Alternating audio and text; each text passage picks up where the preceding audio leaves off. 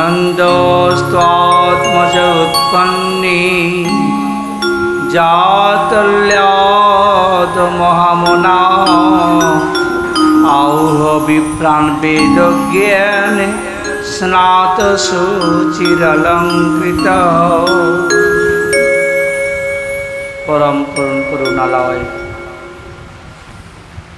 सर्वावतार सार शिरोमणि प्रेम पुरुषोत्तम नदिया बिहारी कलिजुग पावन अवतार श्री कृष्ण चैतन्य महाप्रभु अभिन्न तनु निताय चाँदेर अपार करुणाय सर्वोपरि साधुगुरु वैष्णवेर अहेतुकी कृपाय এই সপ্তাহ কালব্যাপী শ্রীমদ্ ভাগবত মহাযজ্ঞের আজ পঞ্চম দিবস। গঙ্গা তীরে প্রাপেবেশন মহারাজ পরীক্ষিত সুখমুখ নিঃসৃত সেই ভগবান তার আবির্ভাব যা সুখদেব গোস্বামীপাদ বর্ণনা করলেন।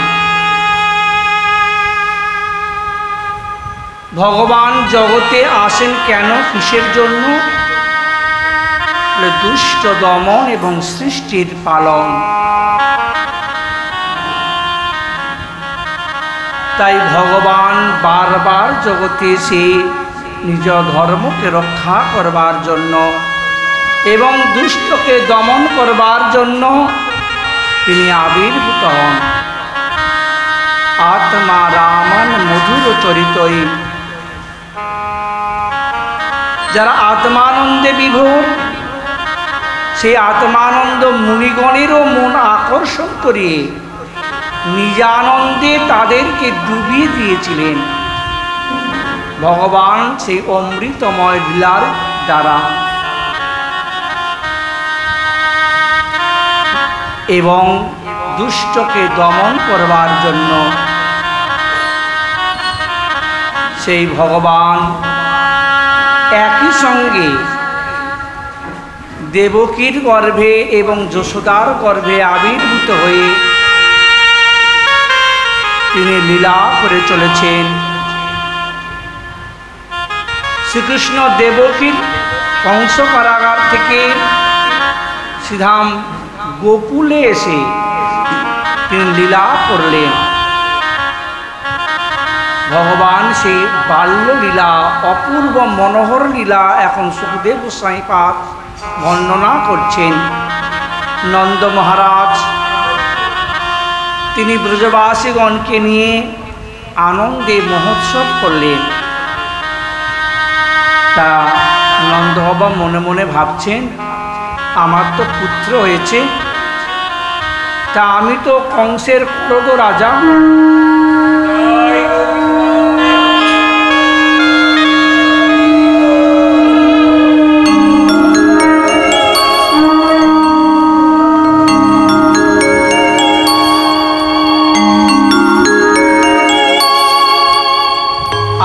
কংসের করদ রাজা, বাৎসরিক কর আমাকে দিতে হয়। তা প্রতি বৎসর নন্দবাবা নিজে যেতেন না, তার কর্মচারীগণের দ্বারাই বার্ষিক কর কংসের কাছে পাঠিয়ে দেয়। এবারে তিনি মনে করলেন যে না, এবারে আমি নিজে গিয়ে বার্ষিক কর দিয়ে আসব এবং আমার যে একটি পুত্র হয়েছে এই সংবাদ শ্রী মহারাজ কংসকে জানিয়ে আসব। রাজা যদি তুষ্ট থাকে তাহলে প্রজাগণ সুখে স্বাচ্ছন্দ্যে বসবাস করতে পারে। তাই কংসকে প্রসন্নতা করবার জন্য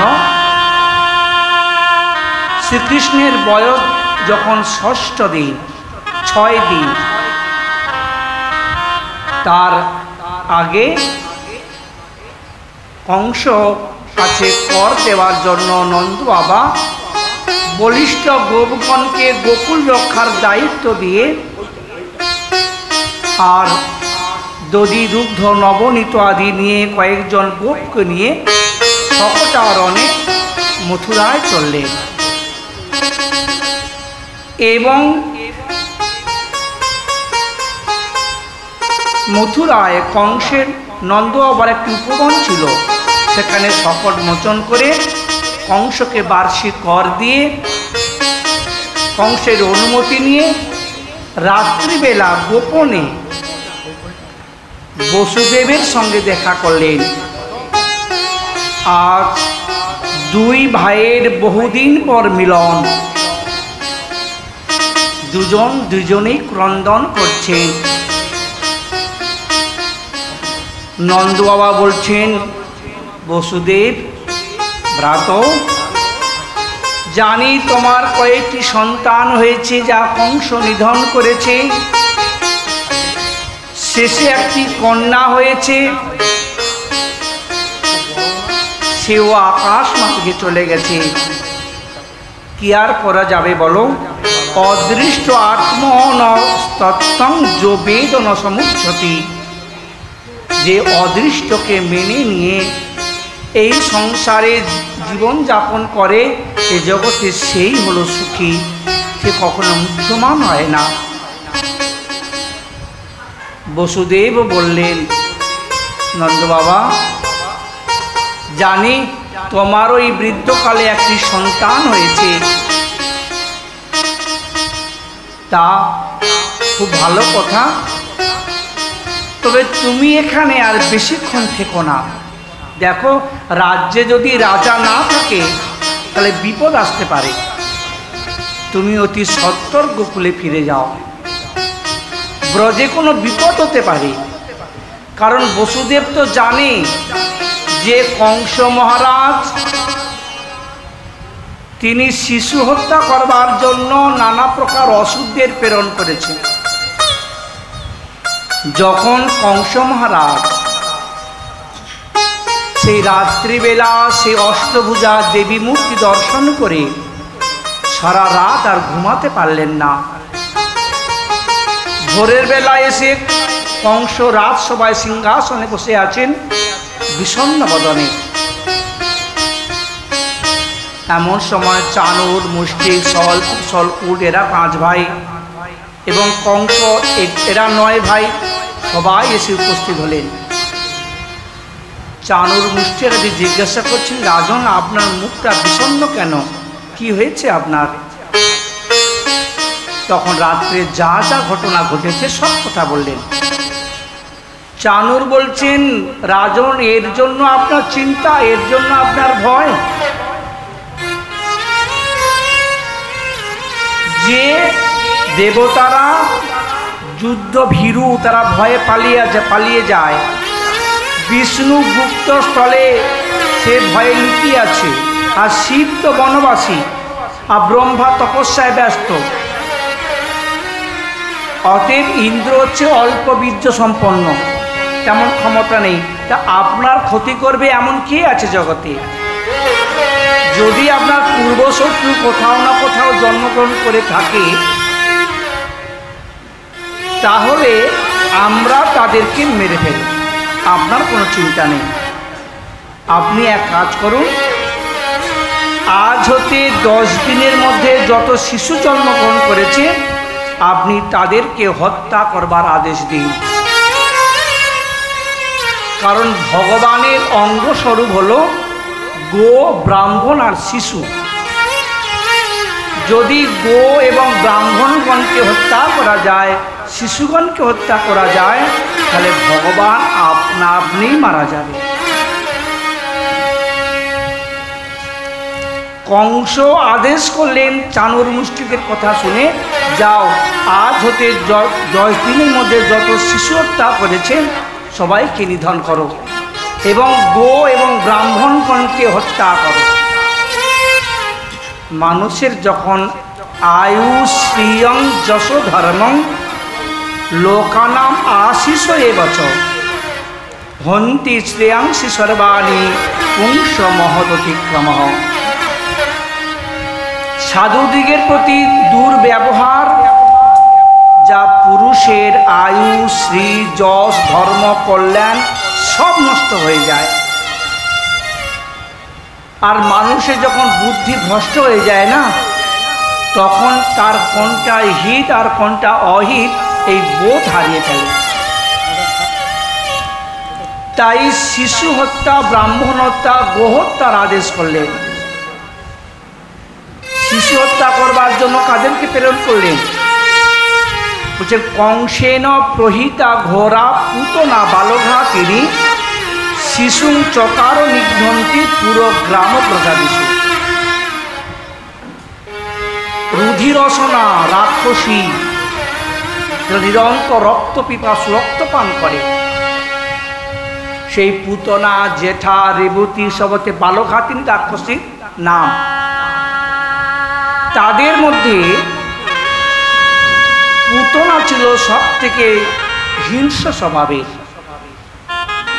এই পুতনা তিনি মায়াবী, ইচ্ছা করলে যে কোনো রূপ ধারণ করতে পারে। তিনি শিশু হত্যা করতে করতে যখন শ্রীকৃষ্ণের বয়স 6 দিন, সেদিন গোকুলে গিয়ে উপস্থিত, গোকুলের আকাশ মার্গে।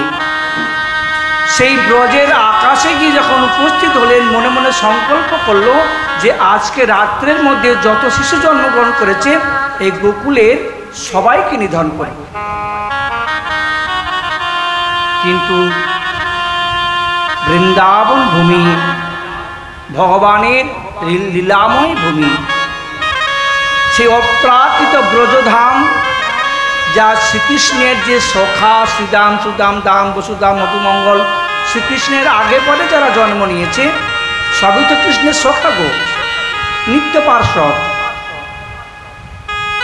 কিন্তু পুতনা কিন্তু কাদের বাড়িতে কাউকে দেখতে পেলেন না, কেবল সরাসরি তিনি নন্দ ভবনে গিয়ে উপস্থিত হলেন। কোন স্বরূপে? আজ ভগবান শ্রীকৃষ্ণের কাছে যাচ্ছেন, তাই আজ ভগবান কি করলেন, ব্রজভূমি কি করলেন, তাকে সুন্দর মাতৃবেশে সাজিয়ে দিলেন। পুতনা তো স্তনে উগ্র বিষ মাখিয়ে শিশুদের মুখে দিয়ে মেরে ফেলছে,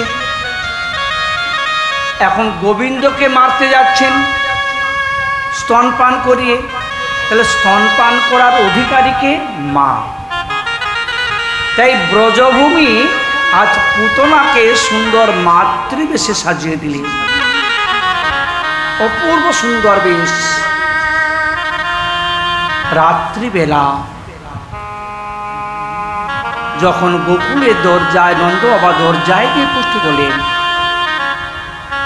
যারা গোকুল রক্ষা করছেন গোপগণ, তারা দেখছে যে এক অপূর্ব সুন্দর রমণী আমাদের নন্দ বাবার ভবনের দিকে যাচ্ছেন। মনে মনে ভাবছেন নিশ্চয়ই কোনো দেবী হবেন, শিবঘরণী পার্বতী কিংবা ইন্দ্রাণী কিংবা অরুন্ধতী, বিভিন্ন প্রকার ভাবনা করছেন, কিছু বলছে না। যখন নন্দভবনে গিয়ে উপস্থিত হলো, তারা মনে করলো আমাদের নন্দনন্দনকে বুঝি আজ আশীর্বাদ করতে এসেছে, দেখতে এসেছে, তাই তারা সবাই সরে গেল।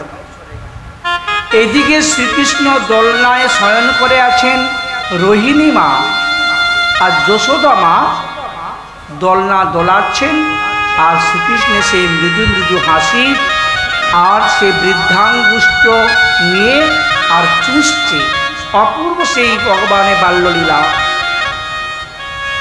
এমন সময় দরজায় গিয়ে দাঁড়িয়েছেন পুতনা। হঠাৎ দৃষ্টি পড়ল পুতনার দিকে, মা যশোমতী এবং রোহিণী মায়ের।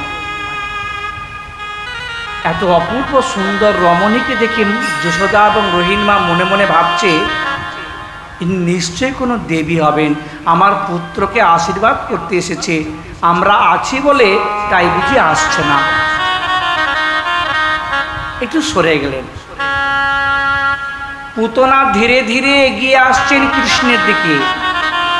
দূর থেকে দেখছে যে আমি এত বালক তো হত্যা করেছি, কিন্তু বালকের এত রূপ হয় আমি তো তা কখনো দেখিনি। গোবিন্দ ছিলেন শ্যামাঙ্গী, মা যশোদা শ্যামাঙ্গী, শ্যামবর্ণ, তাই মায়ের বর্ণই সন্তান লাভ করেছেন, তাই গোবিন্দ ছিলেন শ্যামাঙ্গী, শ্যাম অঙ্গ, শ্যামবরণ। কারণ মায়ের বর্ণ যদি সন্তান পায় খুব সুখী হয়, আর পিতার বর্ণ যদি কন্যা পায় সেই কন্যাও সুখী হয়।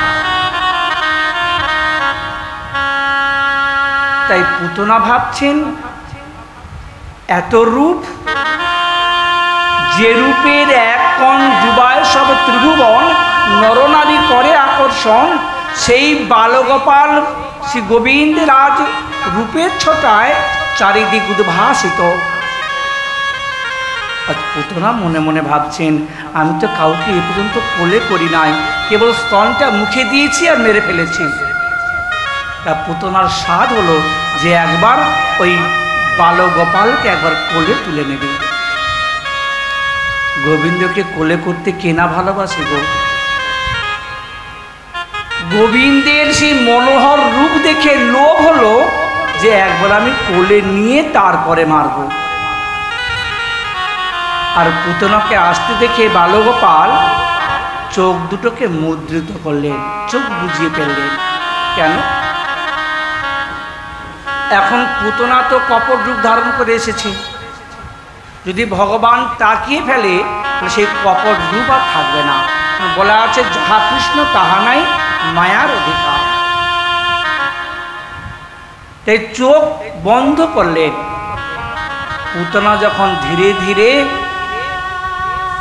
সেই বালগোপালকে কোলে তুলে নিচ্ছেন, মা যশোমতী রোহিণী মা মনে মনে ভাবছেন আমরা তো গোয়ালিনী, এই বৃদ্ধকালে আমাদের পুত্র সন্তান হয়েছে, কেমন করে লালন পালন করতে হয় আমরা তো তা জানি না, তাই বুঝি আমাদের শিক্ষা দেওয়ার জন্য উনি এসেছেন। তাই রোহিণী এবং যশোদা মা সেখান থেকে সরে গেলেন। আজ বালগোপাল মনে মনে ভাবছেন পুতনা আমি কিন্তু তোমাকে ধরি নাই, তুমি আমাকে কোলে করে নিয়েছো, আমাকে ধরেছো। এবার আমি যখন ধরবো তখন তুমি যদি ছাড়তে চাও তখন আমি ছাড়বো না।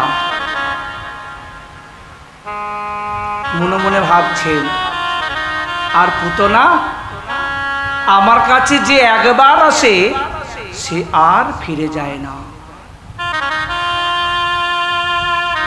পুতনা বালগোপালকে কোলে নিয়ে এরপর ধীরে ধীরে বক্ষের কাপড় সরিয়ে সে উগ্র বিষযুক্ত স্তন আজ বালগোপালের মুখে দিলেন। বালক যখন মায়ের স্তন পান করে কি করে গো, তার ছোট্ট হাত দিয়ে স্তন দুটো ধরে আর চুষতে থাকে। আজ বালগোপাল সেই পুতনা স্তন দুটো ধরে আজ চুষছে। পুতনা অবাক হয়ে গেল, যেহেতু মুখে দেয়া মাত্রই মরে যাওয়ার কথা, ই আবার চুষছে কেন? চুষতে চুষতে যখন প্রাণ ধরে টান দিয়েছেন, যখন হৃদয়ের মর্ম পীড়া আরম্ভ হয়েছে, তখন পুতনা চিৎকারে বলছে আরে মুঞ্চতাম মুঞ্চতাম, অলম অলম, ছাড় ছাড়, তোকে আর দুধ খেতে হবে না। ভগবান বালগোপাল বলছে কেন পুতনা, তুমি তো আমাকে দুধ খাওয়ানোর জন্যই তো এসেছো, সে এখন তুমি ছাড়তে চাইছো কেন? আমি তো ছাড়বো না। শত চেষ্টা করলেন বক্ষের থেকে গোবিন্দকে ফেলে দেওয়ার জন্য, কিন্তু কিছুতেই পারলেন না, কিছুতেই পারলেন না। পুতনা চিৎকার করতে করতে তার প্রকৃত রূপ প্রকাশ পেয়ে গেল। পুতনার প্রকৃত রূপ কি? উলুকির মতন, পেঁচার মতন। এখন চিৎকার শুনে মা যশোমতী রোহিণী মা ছুটে এসেছেন, দেখছেন কি বিশাল এক রাক্ষসী স্বরূপ, দেখা মাত্রই মূর্ছা গেলেন। বালগোপাল মনে মনে ভাবছে এই বিশাল দেহ যদি এখানে পড়ে তাহলে ঘর বাড়ির চূর্ণ বিচূর্ণ হয়ে যাবে। তখন পুতনা একটু শক্তি সঞ্চার করলেন। পুতনা মনে মনে ভাবছেন বুঝি একে আমি মারতে পারবো না, তাই বক্ষে নিয়ে সেই রাত্রিবেলা উঠতে লাগলেন। প্রাতঃকালে নন্দ বাবা নবলক্ষ ধেনু একত্রিত করে যে গোষ্ঠ প্রান্তে দুগ্ধ দহন করে, সেই গোষ্ঠ পর্যন্ত উড়ে উড়ে গেলেন। আর সমস্ত ব্রজবাসীগণ চিৎকার শুনে সবাই ছুটে এসেছে। তারা হঠাৎ দেখছে যে বিশাল পাখি উড়ে যাচ্ছে, আর তার বক্ষেতে আমাদের বালগোপাল ঝুলছে। দেখতে দেখতে সেই গোষ্ঠ পর্যন্ত গিয়ে সেই পুতনার নিষ্প্রাণ দেহটা চিত হয়ে পড়ে গেল। আর বালগোপাল তার দেহের মধ্যে খেলতে লাগল। এই পুতনা যখন উড়ে যায় না, তখন ওই 6 ক্রোশ ব্যাপী একটা বাগান ছিল গোকুলে, ফল এবং ফুলের বাগান। যে বাগানের এক কোনা ফল ফুল ব্রজবাসীগণ কেউ গ্রহণ করতে পারতেন না। ওই বাগানটি ছিল কংস মহারাজের, এবং কংসের প্রহরীরা সেই বাগানটিকে রক্ষা করতেন। ওই ফল ফুল কংসের কাছে যেত, কিন্তু ব্রজবাসীগণ ওই বাগানের একটা ফল ফুল গ্রহণ করতে পারতেন না। এই আজ কংসেরই প্রেরিত নিজেরই লোক পুতনার দ্বারা যখন উড়ে যায় না পুতনা, সেই পাকার ঝাপটে সেই 6 ক্রোশ ব্যাপী বাগানে একদম তছনছ হয়ে যায়, ভেঙে চুরমার হয়ে যায়। কেন গো? বৃন্দাবন ভূমি ব্রজভূমির একটা তৃণ পর্যন্ত কেউ নষ্ট করতে পারে না, তাহলে এখানে 6 ক্রোশ ব্যাপী বাগানকে ধ্বংস করলো কেন? না, যে বৃক্ষের ফল এবং ফুল গোবিন্দ সেবায় লাগে না, তার ভক্তের সেবায় লাগে না, তার জন্মটাই ব্যর্থ, বৃথা। তার জন্মটাই ব্যর্থ হয়ে যায়। সব ফল আর ফুল কি গোবিন্দ সেবায় লাগে গো? না। ভোগ বিলাসী ধনী গৃহীদের ভোগের সামগ্রী হয়, কিন্তু ভক্ত এবং ভগবানের সেবায় যায় না। তাদের ভোগ বিলাসের সামগ্রী হয়, সৌন্দর্য বর্ধক হয়। কত কত ধনীর বাড়িতে দেখবেন কত ফুল এবং ফলের গাছ, না গোবিন্দ চরণে যায়, না ভক্ত বা গোবিন্দ সেবায় লাগে। কেবল সৌন্দর্য বর্ধক হয়ে ওই গাছেই ফোটে, আবার গাছেই নষ্ট হয়ে যায়। তখন সব ফল ফুল ভগবত সেবায় লাগে না। যেমন একটা পোকা যদি ফুলকে আশ্রয় করে, সেই ফুল গোবিন্দ চরণে গিয়ে পৌঁছে যায়।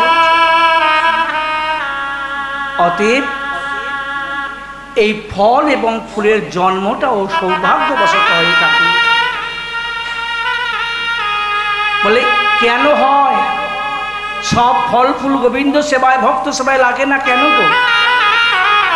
দেবর্ষিপাদ বলছেন, হুঙ্কৃত্য তুঙ্কৃত্য, যারা গুরুজনদের প্রতি হুঙ্কার করে, তুই মুই করে, অপমান করে, তারা শ্মশানে বৃক্ষ হয়ে জন্মগ্রহণ করে, আর তাদের দেহেতে কাক শুকুনিতে বাস করে। তাই এই যে ফল এবং ফুল, এদের ভাগ্যটা ও দুর্ভাগ্য। তাই তাদের দেহজাত পুষ্প ফল ভগবত সেবায় ভক্ত সেবায় লাগে না। তাই আজ কংসের দ্বারা প্রেরিত পুতনার দ্বারা সেই বাগানটা তছনছ হয়ে গেল, ভেঙে নষ্ট হয়ে গেল। একদম প্রাতঃকাল হয়ে গেছে। এমন সময় নন্দ বাবা তিনিও ব্রজে ফিরে আসলেন। আসার সময় চিন্তা করছেন বসুদেব কেন বলল যে ব্রজে কোনো উৎপাত হতে পারে। যখন ব্রজে এসে প্রাতঃকালে উপস্থিত, তখন সব শুনলেন এই এই ঘটনা। বলছে বসুদেব তো ঠিকই বলেছে। আজ পুতনা নিষ্প্রাণ দেহটা পড়ে আছে, বিশাল সেই দেহ। আজ ভগবান পুতনাকে কৃপা করলেন, পুতনাকে মাতৃগতি দান করলেন গো।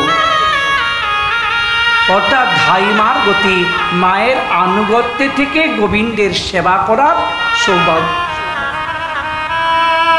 মায়ের অনুগত্যের থেকে গোবিন্দ সেবা করা সৌভাগ্য, যাকে বলা হয় ধাত্রী গতি। যখন ভগবানকে যেভাবেও যদি মন প্রাণ দেওয়া যায়, শত্রুরূপে হোক আর মিত্ররূপে হোক, বলে দিলেই লাভ। এই পুতনাকে নিত্য গোলক ধামে মাতৃস্বরূপে তিনি পাঠিয়ে দিলেন। যে পুতনা জিঘিংসা বৃত্তি নিয়ে গোবিন্দকে মারার জন্য, বিষ দিয়ে মারার জন্য গিয়েছিল, তাকে মাতৃগতি দিলেন। যদি কেউ শ্রদ্ধয়া লভতে, যদি শ্রদ্ধাপূর্বক যদি ভগবান কিছু অর্পণ করে, ভগবান কি তাকে কোনো গতি দেবে না? তাকে কি কৃপা করবে না? নিশ্চয়ই করবে। আজ ভগবানের ভক্তভুক্ত অবশেষ, ভগবানের প্রসাদী বস্তু আজ পুতনার দেহটা।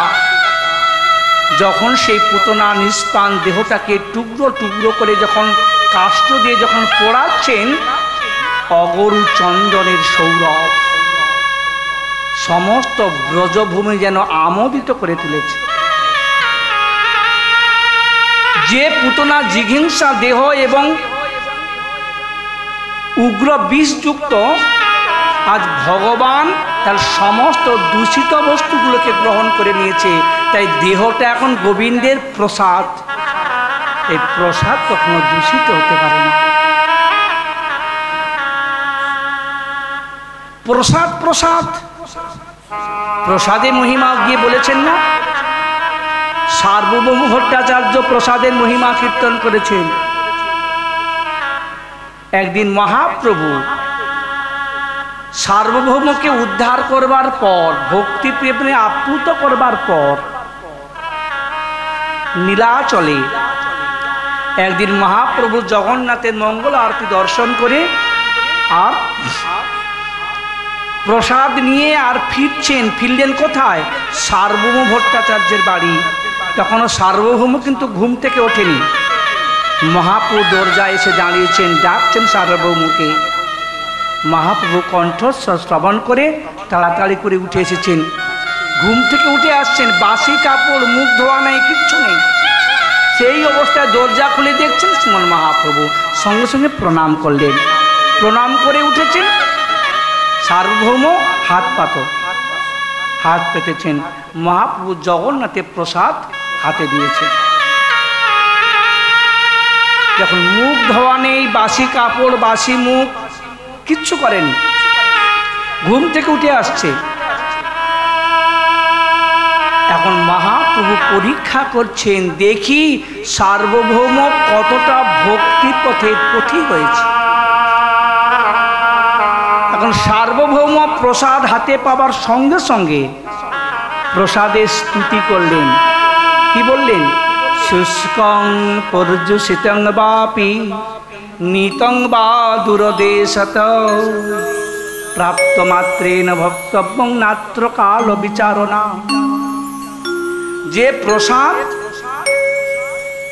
শুকনো হোক, বাসি হোক, বা সরে যাক, পচে যাক, কিংবা দূর দেশ থেকে আসছে, কত লোকে স্পর্শ হয় না, কে কিভাবে যাচ্ছে না যাচ্ছে, কি অবস্থায় আছে না আছে, স্পর্শ হচ্ছে। স্পর্শ দোষে মহাপ্রসাদ নষ্ট নাই হয়, স্পর্শ দোষ ঘটাইলে নিজে নষ্ট হয়। তাহলে প্রসাদ যেমনই হোক না কেন, পাবা মাত্রই ভক্ষণ করবে। কোনো কাল, দেশ, নিয়ম কিচ্ছু বিচার করবে না। যে অবস্থায় থাকো না কেন, প্রসাদ পাওয়া মাত্রই ভক্ষণ করবে। তা প্রসাদকে সম্মান জানানো। তাই সার্বভৌম সঙ্গে সঙ্গে মুখে দিলেন। মহাপ্রভু দেখলেন না, ভক্তি গাঢ় হয়েছে, প্রেম গাঢ় হয়েছে। তাহলে ভগবানের প্রসাদের কোনো দোষ নেই, যে অবস্থায় থাকা যাক না কেন। তাই পুতনার দেহটা এখন প্রসাদ, তাই অগুরু চন্দনের সৌরভ। এরপর বালগোপালকে নিয়ে মা যশোমতীর কাছে দিলে যশোমতী যেন প্রাণ ফিরে পেলেন। আর সুখদেব গোস্বামী পাদ বলছেন, জয়ে তৎপুতনা মোক্ষং কৃষ্ণ সার্বভৌম অদ্ভুতম শৃণ্বাদ শ্রদ্ধয়া মর্ত গোবিন্দে লভতে রতি। যারা শ্রদ্ধাপূর্বক এই পুতনা মোক্ষং লীলা শ্রবণ করবে তাদের গোবিন্দের প্রতি শ্রদ্ধা লাভ হবে, ভক্তি লাভ হবে। ফলশ্রুতি ঘোষণা করলেন, জয় আনন্দ কন্দ ভগবান কি, বাল গোপাল শ্রী গোবিন্দ কি, জয় জয় শ্রী রাধে। পুতনা কেবল ভক্ত বেশেন মাত্রেন য সদ্গতি দত্তবান ইত্যর্থ। আজ পুতনা মাতৃবেশ ধারণ করে গিয়েছিল বলে তাকে মায়ের গতি দিয়ে দিলেন। তাই ভগবানকে জেনে কোনো প্রকারে যেভাবেই হোক যদি মনটা একবার গোবিন্দ চরণে দেওয়া যায়, অকাম সর্বকাম বা মুখ্য কাম উদারদি তীব্রেন ভক্তি যোগেন যজতে পুরুষে করা। কামনা নিয়ে হোক কামনা শূন্য হয়ে হোক, যেভাবে হোক যদি মনটা গোবিন্দকে দেওয়া যায় বলে দিলেই লাভ। তাই তো বললেন না, হেলায় শ্রদ্ধায় নিলে নাম পুরে ভাই মনস্কার। গোবিন্দের 6 দিন বয়সে পুতনা মোক্ষণ লীলা, এরপর 3 মাসে শকটভঞ্জন শকটাসুরকে নিধন করলেন এবং 1 বৎসরে তৃণাবর্তাসুরকে নিধন করলেন। আজ গোবিন্দ লীলা, বৃন্দাবন লীলা, অনেক লীলা, যে কথা বলে শত শত মুখে শেষ করা যায় না। অনন্ত লীলা গোবিন্দের। এই যে 1 বৎসরে লীলা, তৃণাবর্তাসুর বধ লীলা, তার মাঝখানে যে নামকরণ গেছে তা আবেশে ভুলে গেছেন। আবেশে অসুর মারণ লীলা বলতে বলতে 1 বছর লীলা বলে ফেললেন, মাঝখানে নামকরণ পরে করলেন। তা একদিন বসুদেব তাদেরই কুলপুরোহিত গর্গাচার্যকে ডেকে বলছেন, গুরুদেব আপনি একবার ব্রজে যান, আমার 2 পুত্র সেখানে লালিত পালিত হচ্ছে, অর্থাৎ রোহিণীর পুত্র আর দেবকীর পুত্র। আপনি ব্রজে গিয়ে সেই 2 পুত্রের নামকরণ করে আসুন, ক্ষত্রিয়োচিত নামকরণ। গর্গাচার্য বসুদেবের দ্বারা প্রেরিত হয়ে একদিন প্রাতঃকালে সেই ব্রজে এসে উপস্থিত নন্দ ভবনে। এখন নন্দ মহারাজ তিনি প্রাতঃকালে ঘুম থেকে উঠে যখন বাইরে এসেছেন, হঠাৎ গোমাতাকে দর্শন করে দেখছেন কি না গাভীগণ কি যেন একটা দেখে উৎসুক হয়ে তাকিয়ে আছে, মুখটা ঊর্ধ্বে করে। গাভীগড়ে এটা দৃশ্য ভাব দেখে দূরের দিকে তাকিয়ে দেখছেন কি জ্যোতিষ আচার্যবিদ গর্গাচার্য আসছেন। ঋষি গর্গাচার্যকে দেখে আনন্দিত হলে সঙ্গে সঙ্গে এগিয়ে গিয়ে তাকে আদর করে সম্মান করে গৃহে নিয়ে এসে বসিয়ে পাদর্ঘ দ্বারা পূজা করলেন। প্রণাম করে বলছেন, হে ঋষিগণ, মহৎ বিচলনং নৃণাং গৃহীণাং দীন চেতসাম নিঃশ্রেয়সায় ভগবান কল্পতে নান্যথা কচিত। আপনাদের মতন মহৎ ব্যক্তিগণ তারা দীনচেতা গৃহচেতা, গৃহস্থে দরজায় দরজায় যান। কেন জানো? সেই দীনচেতা গৃহচেতাকে কৃপা করবার জন্য। যারা দীন কাঙাল এবং যারা গৃহাসক্ত, স্ত্রী পুত্র আত্মীয় স্বজন পরিবারবর্গকে নিয়ে যারা সংসারে আসক্ত হয়ে আছে, যারা কেষ্ট বিষ্ট কিছু বোঝে না, তাদেরকে কৃপা করার জন্য আপনাদের মতন সাধুগুরু বৈষ্ণব সেই গৃহস্থের বাড়ি গিয়ে তাদের কৃপা করেন। তাই আজ কৃপা করে যখন এসেছেন আমার পরম সৌভাগ্য। তা আমার পুত্র অর্থাৎ যশোদার পুত্র এবং রোহিণীর পুত্র আপনি কৃপা করে নামকরণ করুন। আপনি তো জ্যোতির্বিদ, এই যে জ্যোতিষ গণনা, নক্ষত্র গণনা যা গর্গাচার্য নির্ণয় করেছেন, এই রাশিচক্র আদি, তা আপনাকে যখন পেয়েছি তা কৃপা করে আমার পুত্রদ্বয়ের নামকরণ করুন। গর্গাচার্য বলছে, নন্দ বাবা, আমি তো মথুরার বসুদেবের কুলপুরোহিত, এখন তোমার সন্তানে যদি নামকরণ করি, যদি কংস জানতে পারে তাহলে তোমার সন্তানদের বিপদ হতে পারে। বলছে না না, কোনো বিপদ হবে না, আপনি গোপনে এই নামকরণ করুক, কেউ জানবে না। কোথায় হবে না? গোশালায়। প্রাতঃকালে সমস্ত গাভী আদি গোষ্ঠে চলে যায়, গোশালা পরিষ্কার হয়ে যায়। আর গোশালা হচ্ছে সব থেকে পবিত্র স্থান। ঠিক হলো যে গোশালায় নামকরণ হবে। প্রাতঃকালে মা যশোমতী তার পুত্রকে নিয়ে বসেছেন, আর রোহিণী মা তার পুত্রকে নিয়ে বসেছেন কোলে করে, দুজনে বসেছেন। গর্গাচার্য সামনে বসেছেন, আর নন্দ বাবা আছে দ্বারে, যাতে কেউ আসতে না পারে, জানতে না পারে।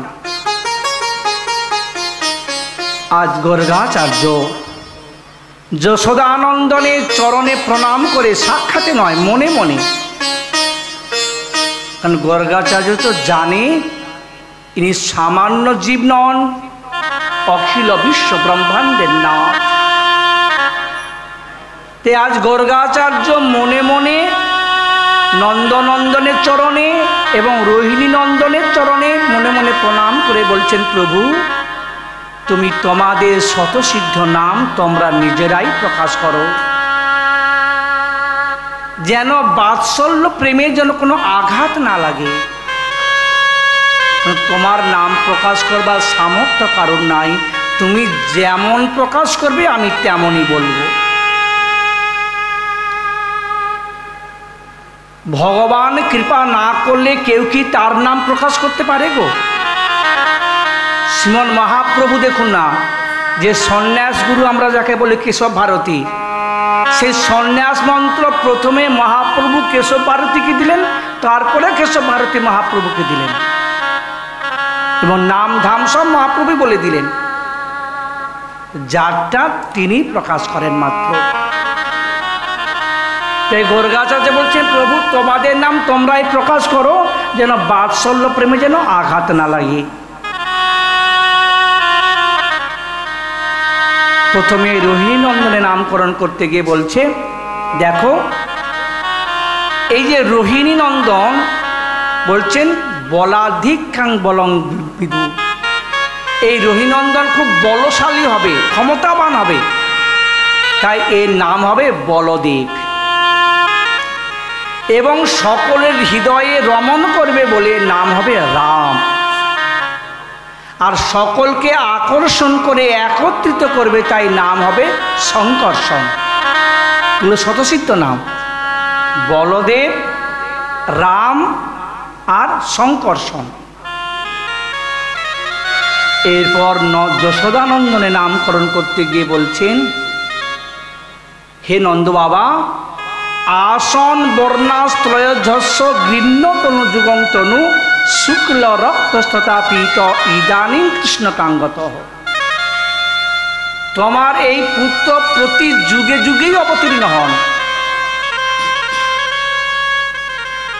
বলছেন শুক্লবর্ণ রূপে, রক্তবর্ণ রূপে, পীতবর্ণ রূপে, ইদানীং এখন বলছেন কৃষ্ণকাঙ্গত, তিনি কৃষ্ণ বর্ণরূপে আবির্ভূত হয়েছেন, তাই তোমার এই পুত্রের নাম হলো কৃষ্ণ। জয় শ্রী কৃষ্ণচন্দ্র ভগবান কি জয়, বলভদ্র দেবী কি জয়। বলছেন বহুনি সন্তি নামানি রূপানি চ সুতস্বতে, তোমার এই পুত্রের বহু বহু নাম, বহু গুণ, বহু রূপ। অন্যের তো জানা দূরের কথা, আমিও সম্পূর্ণ জানি না। বহু নাম, রূপ, গুণ আদি তোমার এই পুত্রের। অতএব শতসিদ্ধ নাম হলো কৃষ্ণ। অনন্ত কৃষ্ণের নাম অন্ত না পাইয়া গর্গাচার্য কৃষ্ণ নাম রাখলেন। শেষে একটা কথা বললেন, তোমার এই পুত্র না নারায়ণ সমগুণই, এবং তোমার এই পুত্রের দ্বারা অনেক আপদ বিপদ থেকে তোমরা রক্ষা পাবে। এই যে নারায়ণ সমগুণই বললেন, অর্থাৎ গর্গাচার্য বলতে চাইলেন যে নারায়ণ তোমার এই পুত্রের কাছ থেকে কিছু গুণ ধার করে তিনি গুণান্বিত হয়েছেন, নারায়ণ হয়েছেন। নারায়ণের 7টি গুণ, নারায়ণের হচ্ছে 7টি আর কৃষ্ণ হচ্ছে 64 গুণ। 4টি গুণ বেশি, যে 4টি গুণ কোথাও কারোর মধ্যে নেই। এখন নন্দ বাবা বুঝলো যে নারায়ণের মতন আমার পুত্রের কিছু গুণ আছে, যার জন্য আমাদেরকে রক্ষা করবে বিপদ থেকে। বাৎসল্য প্রেমে যেমন ভাবনা তেমন বুঝলেন। এবং গর্গাচার্য এটাও বলে গেলেন যে এত গোপনে নামকরণ করলাম, তুমি সর্বসমক্ষে তোমাদের কুলপুরোহিতকে ডেকে নিয়ে এসে নামকরণ করবে। কখন জানো? দিনক্ষণ সব বলে গেলেন। মাঘে শুক্ল চতুর্দশ্যাং কুরু কর্ম শুভক্ষণে গুরুবারে চ রেবত্যাং বিশুদ্ধে চন্দ্র তারকে। সেই মাঘ মাসে শুক্ল চতুর্দশী তিথিতে গুরুবারে রেবতী নক্ষত্রে শুদ্ধ চন্দ্র বারে এই নামকরণ করবে। সব বলে গর্গাচার্য সেখান থেকে চলে গেল। এখন শ্রীকৃষ্ণ আস্তে আস্তে 2 ভাই বড় হতে লাগলো। রিঙ্গন, হামাগুড়ি প্রভৃতির দ্বারা সবাইকে আনন্দ দান করতে লাগলেন। সেই বাল্য চাপল্য লীলা ভগবানের, সেই ছোট ছোট বালক যেমন হামাগুড়ি দেয়, তারপরে 2 জানু 2 হাতের দ্বারা যেভাবে চলাফেরা করে, ঠিক তদ্রূপ সেই বালগোপাল আজ সেই মধুময় অঙ্গনে লীলা করে চলেছে। ব্রজবাসীগণ, ব্রজ রমণীগণ তারা গৃহকার্য সব পরিত্যাগ করে সেই নন্দ ভবনে নিরন্তর পড়ে থাকতেন। আর ওই নন্দনন্দনে সেই চাপল্য স্বভাব তারা দর্শন করে নিরন্তর আনন্দ উপভোগ করতেন। নন্দনন্দনকে ছেড়ে এখনও তারা গৃহে থাকতে পারতেন না, তাদের মন প্রাণ সব ওখানে পড়ে রইত। এরপর দেখতে দেখতে আস্তে আস্তে 1 পা 2 পা করে হাঁটতে আরম্ভ করলেন। এই রিঙ্গন করার সময় যে অদ্ভুত লীলা, কখনো ময়ূরের দল কে দেখলে সেখানে ছুটে যায়, কখনো বাছুরের লেজ ধরে ধরে ধরে থাকে, কখনো বানরের দলে বানর দেখে বানরের মুখে হাত ভরে দেয়, নানা প্রকার লীলা। কখনো সাপ দেখলে দৌড়ে গিয়ে সাপটা ধরে তার মধ্যে গিয়ে শুয়ে পড়ে। এইভাবে অনন্ত লীলা করে চলেছেন। যখন হাঁটতে শিখলেন, আস্তে আস্তে 1 করে সহপাঠী সব এসে জুটে গেল। এখন হাঁটতে শিখেছে, এখন আর ঘরে কতক্ষণ থাকবে তো? এখন ঘর থেকে বের হলেন, সখাগণকে নিয়ে এখন পাড়ায় পাড়ায় ঘুরতে আরম্ভ করলেন। নবনীত চৌর্যলীলা। এই নবনীত চোর শ্রী বালগোপাল শ্রী সুখদেব গোস্বামীপাদ গঙ্গা তীরে বসে সুখদেবকে বর্ণনা করছেন, এমনভাবে বর্ণনা করছেন যেন প্রত্যক্ষ দর্শন করছেন লীলাটি, আর বর্ণনা করছেন। নবনীত চৌর্যলীলা বর্ণনা করতে গিয়ে বলছেন, শুনবে কেমন? নিত্য নতুন নতুন বাড়ি থেকে নবনীত চুরি করে খায়, অদ্ভুত লীলা। তা একদিন সমস্ত ব্রজ মায়েরা তারা একত্রিত হয়ে আর নন্দভবনে এসে মা যশোমতীর কাছে নালিশ জানাচ্ছে। নালিশটা ঠিক নয়, তাদের বলার সুরটা হলো অভিযোগের মতো, নালিশের মতন, কিন্তু তা নয়। তারা মা যশোমতীকে একটু আনন্দ দেওয়ার জন্য তাদের বালগোপালের যে লীলা মাধুর্য তা শোনাতে এসেছেন, জানাতে এসেছেন যে যশোদা, তুই তো গৃহে থাকিস, তোর ছেলে যে পাড়ায় পাড়ায় গিয়ে কি করে তুই তো জানিস না। তাই ব্রজবাসীগণ, ব্রজমায়েরা এসেছেন নন্দ রানীকে একটু আনন্দ দিতে, কিন্তু অভিযোগটা একটু নালিশের মতো, অভিমানের সুরে। বলছে, দেখ যশোদে, তোকে কি আর বলবো তোর ছেলের গুণের কথা। কেন, আমার ছেলে কি করেছে? তা শোন বলি।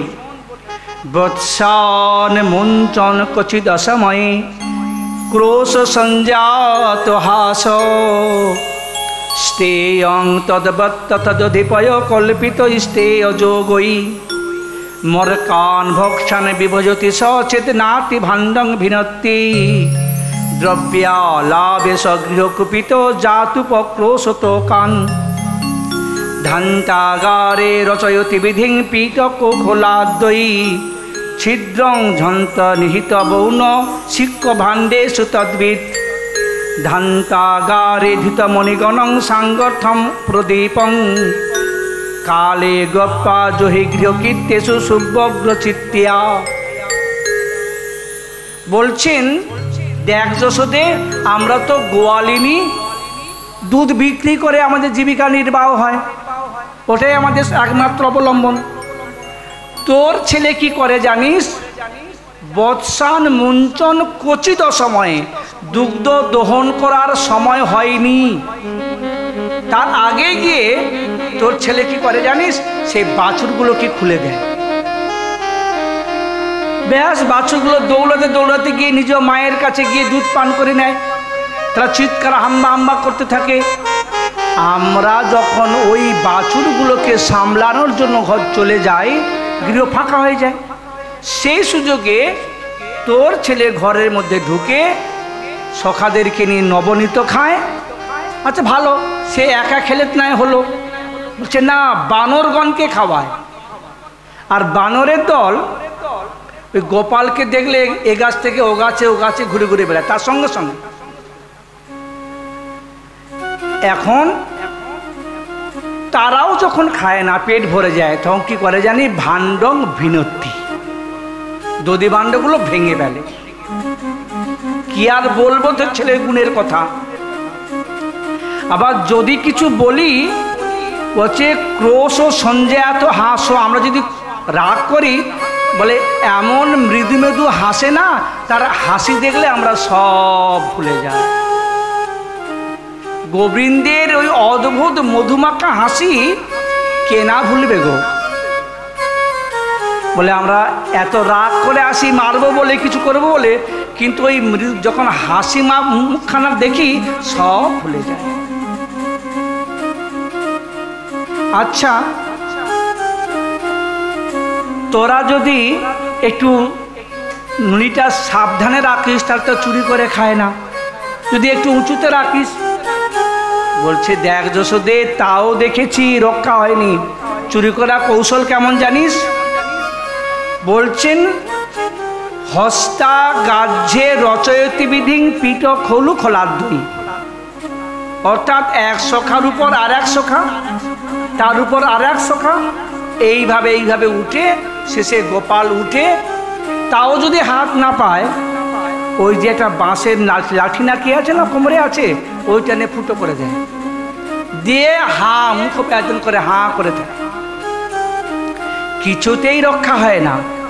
আচ্ছা, তো তাহলে এক কাজ করতে পারিস, যদি অন্ধকার গৃহে রাখিস তাহলে চুরি করতে পারে না। বলে, মারে তাও দেখেছি, কিরকম? দেখ যশোদে,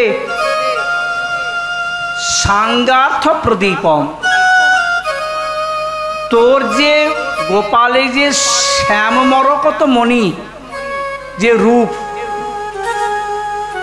শ্যামবর্ণ অঙ্গের এত অদ্ভুত জ্যোতি, তার উপর দিয়ে আবার অলঙ্কার পরাস, বাজু বলয়াদি পরাস, ওই অঙ্গের জ্যোতিতে ওই সমস্ত মহামূল্যবান রত্নগুলো সেগুলো জ্যোতিষ্মান হয়ে যায় আর উজ্জ্বলীকৃত হয়।